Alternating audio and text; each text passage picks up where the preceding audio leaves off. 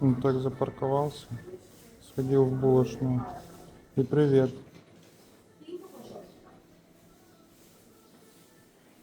Пока зашел в булочную, оштрафовали.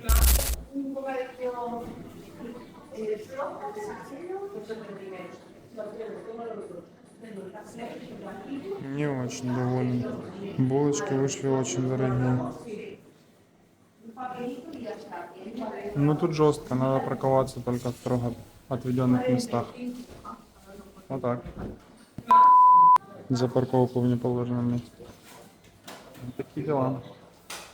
Ну, я выбираю. Вкуснятину.